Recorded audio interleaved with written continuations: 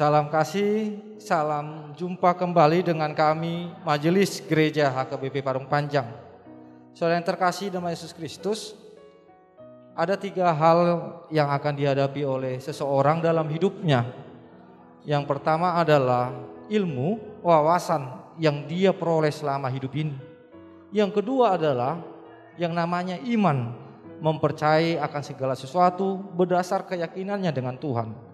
Yang ketiga adalah yang akan dihadapinya, yang diterima dalam hidupnya adalah penderitaan, tantangan dan cobaan, rintangan di tengah-tengah kehidupan ini. Yang menjadi persoalan adalah ketika penderitaan datang, apa yang dipakai oleh seseorang untuk menghadapinya. Karena jika dipakai ilmu, banyak orang-orang pintar yang tidak bisa menghadapi persoalan hidupnya menjadi putus asa dan bahkan bunuh diri. Oleh sebab itu, kita pasti semua menerima yang namanya ilmu, kepintaran.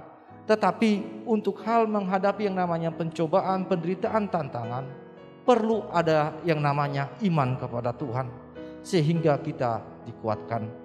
Berdasarkan itulah kami membuat renungan yang akan menguatkan saudara untuk menghadapi setiap persoalan-persoalan. Dan biarlah melalui renungan ini saudara boleh menemukan jawaban-jawaban yang Tuhan berikan kepada saudara menghadapi setiap persoalan-persoalan kehidupan. Selamat menikmati renungan yang disampaikan oleh majelis gereja ini, dan biar renungan ini menjadi berkat bagi kita, bagi gereja kita juga. Amin.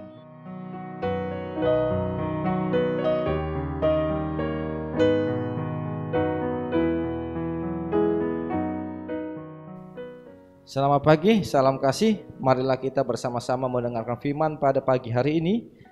Terlebih dahulu marilah kita berdoa. Terima kasih Tuhan atas pagi yang Tuhan berikan, dan kami boleh menjalaninya bersama-sama dengan Tuhan melalui firman yang menyapa kami.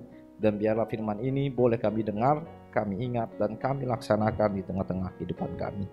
Berfirmanlah Tuhan, kami siap untuk mendengar. Amin. Saudara yang terkasih, firman Tuhan yang menyapa kita tertulis dalam 1 Petrus 2 ayat 11. Demikianlah firman Tuhan. Saudara-saudaraku yang kekasih, aku menasihati kamu supaya sebagai pendatang dan perantau, kamu menjauhkan diri dari keinginan-keinginan daging yang berjuang melawan jiwa. Demikian firman Tuhan. Saudara yang terkasih, ada perkataan dalam bahasa Inggris yang sering kita dengar, yaitu who I am, yang artinya siapakah aku. Suatu pertanyaan kepada diri sendiri yang mengingatkan untuk mengenal diri atau mengenal pribadinya masing-masing. Pengenalan diri sangat penting karena kita dapat menempatkan diri, cara bersikap, dan bahkan cara berpikir. Sehingga sangat penting ketika seseorang mengenal siapa dia atau identitasnya. Firman Tuhan yang menyapa kita, bagaimana Petrus menyapa kita dengan mengatakan bahwa engkau adalah pendatang dan perantau di tengah-tengah dunia ini. Yang artinya kita disadari bahwa identitas kita sebagai orang percaya adalah orang-orang yang hanya sementara hadir di tengah-tengah dunia ini, yang menunggu kedatangan Kristus yang kedua kali.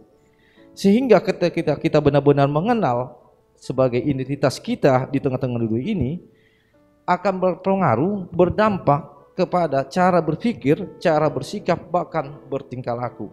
Sehingga ketika kita menyadari bahwa kita adalah identitas perantau dan pendatang, kita bertujuan, berpusat hanya kepada Kristus. Sehingga keinginan-keinginan daging yang dikatakan oleh Petrus bisa kita lawan, kita berjuang untuk mengalahkannya. Dalam hal ini akan terjadi yang namanya sikap yang teosentris, yang berjuang hanya untuk perintah dan keinginan Allah di tengah-tengah kehidupan kita. Oleh sebab itu, kenalilah dirimu dan engkau akan tahu siapa kamu, dan kamu akan bersikap bagaimana cara dan tingkah lakumu. Engkau dikenal dari perbuatanmu, bukan hanya sekedar namamu, tapi perbuatanmu lah yang menentukan apakah engkau Kristen ataukah tidak. Demikianlah firman Tuhan, marilah kita lakukan itu di tengah-tengah kehidupan kita. Amin. Kita berdoa. Terima kasih Tuhan atas firman Tuhan yang menyapa kami, yang mengingatkan kami akan identitas kami, siapakah kami di tengah-tengah dunia ini.